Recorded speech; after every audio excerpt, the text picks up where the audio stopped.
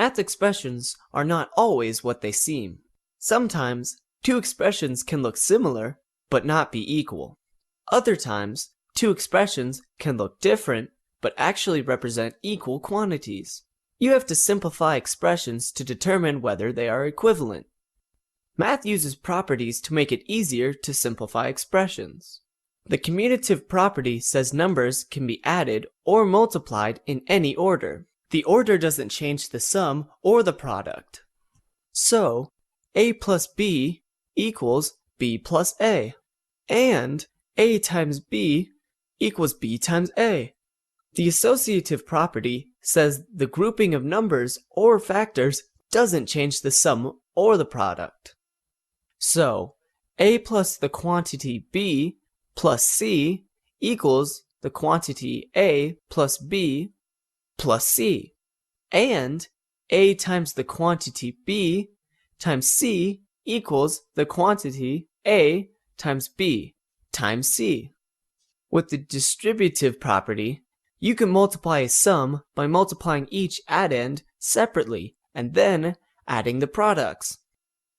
It's a great way to deal with expressions that have parentheses or groupings. So, a times the quantity b plus c equals a times b plus a times c. Let's see if I can identify the equivalent expressions using these properties.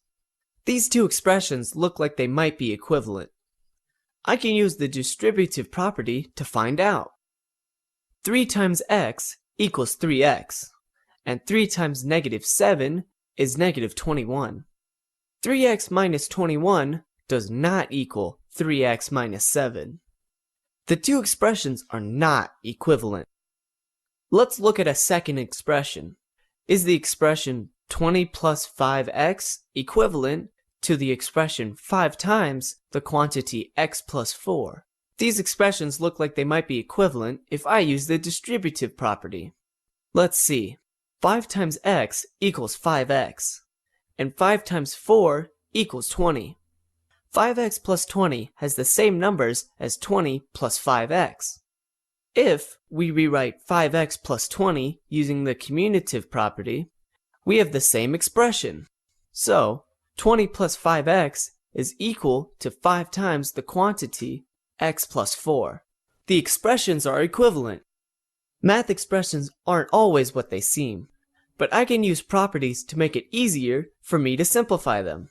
And then, they seem easier to understand too.